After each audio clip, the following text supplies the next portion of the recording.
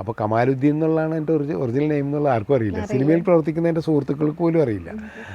അപ്പോൾ ഒരു സുപ്രഭാതത്തിലാണ് ഈ പേര് ഇങ്ങനെയാണ് കമാലുദ്ദീൻ എന്നുള്ള രീതിയിലേക്ക് വരുന്നത്. ഞാൻ ചലച്ചിത്ര അക്കാദമി ചെയർമാനായി പ്രവർത്തിക്കുന്ന കാലം വരെയും ഞാൻ മുസ്ലിം ആണെന്ന് പോലും ആൾക്കാർക്ക് പലർക്കും അറിയില്ലായിരുന്നു. കമൽ എന്നുള്ള പേരിലാണ് ഞാൻ അറിയപ്പെട്ടിരുന്നത്. അത് എന്തുകൊണ്ട് കമൽ എന്ന് ചോദിച്ചു കഴിഞ്ഞിട്ടുണ്ടെങ്കിൽ എൻ്റെ ചെറുപ്പം മുതലേ പലരും കമൽ എന്ന് വിളിക്കാറുണ്ട്. എൻ്റെ വല്യമ്മയൊക്കെ കമൽ എന്ന് വിളിച്ചിരുന്നത്. കമലു എന്ന് വിളിച്ച് കമൽ പരിഷ്കരിച്ച് പിന്നെ കമലായതാണ്. അതെൻ്റെ അമ്മാവനാണ്. പടിയൻ എന്ന് പറയുന്നത് ഞാൻ ത്രാസം എന്ന് പറഞ്ഞ സിനിമയിലൂടെയാണ് വരുന്നത്. എൻ്റെ ഉമ്മയുടെ അനിയനാണ് അഷ്റഫ് പടിയത്ത് എന്ന് പറയുന്നത്, അഡ്വക്കേറ്റായിരുന്നു. പടിയൻ എന്നുള്ള പേരിലാണ് പുള്ളി ആ ത്രാസം എന്ന് പറഞ്ഞ സിനിമ ചെയ്തത്. അതെൻ്റെ കഥയായിരുന്നു. ഞാനും പുള്ളിയും കൂടി ചേർന്ന് തിരക്കഥ എഴുതി സംഭാഷണം എഴുതിയ ഞാനാണ്. അപ്പോൾ ആ സിനിമയിലൂടെയാണ് ഞാൻ ശരിക്കും സിനിമയിൽ വരുന്നത്. അപ്പോൾ ആ സിനിമയുടെ സമയത്ത് തന്നെ പടിയൻ പറഞ്ഞു, എൻ്റെ അടുത്ത് പറഞ്ഞു, എടാ നീ കമാലുദ്ദീൻ വേണ്ടടാ, കമൽ മതി എന്ന് പറഞ്ഞിട്ട് പുള്ളി ടൈറ്റിലിൽ കമൽ എന്നാണ് ഉപയോഗിച്ചത്. അന്ന് മുതൽ ഞാൻ കമലാണ്. അപ്പോൾ ഞാൻ സിനിമയിൽ എൻ്റെ പേര് എപ്പോൾ എഴുതി കാണിക്കാൻ തുടങ്ങി, സഹസംവിധായകനായിരിക്കുന്ന സമയത്ത് പോലും കമലാണ്. അപ്പോൾ കമാലുദ്ദീൻ എന്നുള്ളതാണ് എൻ്റെ ഒറിജിനൽ നെയിം എന്നുള്ള ആർക്കും അറിയില്ല. സിനിമയിൽ പ്രവർത്തിക്കുന്ന എൻ്റെ സുഹൃത്തുക്കൾക്ക് പോലും അറിയില്ല.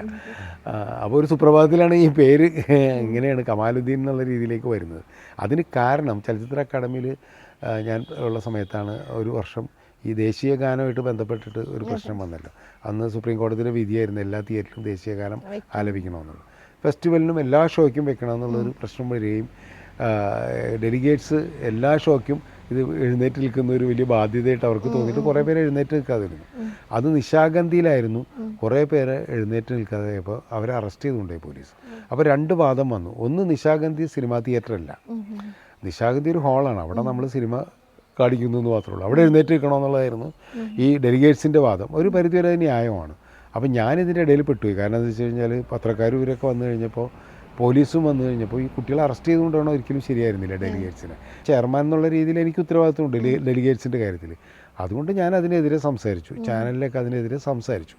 അപ്പോൾ ഉടനെ തന്നെ അപ്പോഴാണ് എന്നെ ചാപ്പ കുത്തിയത്. ഈ പറയുന്നത് ഞാൻ എന്താ പറയുക, ഒരു ഫണ്ടമെൻ്റലിസ്റ്റാണ്, മുസ്ലിം തീവ്രവാദിയാണെന്നുള്ള രീതിയിലേക്ക് ഈ കമൽ കമാലുദ്ദീൻ ആവുന്നത് ഒരു വിഭാഗത്തിൻ്റെ ആവശ്യമായിരുന്നു.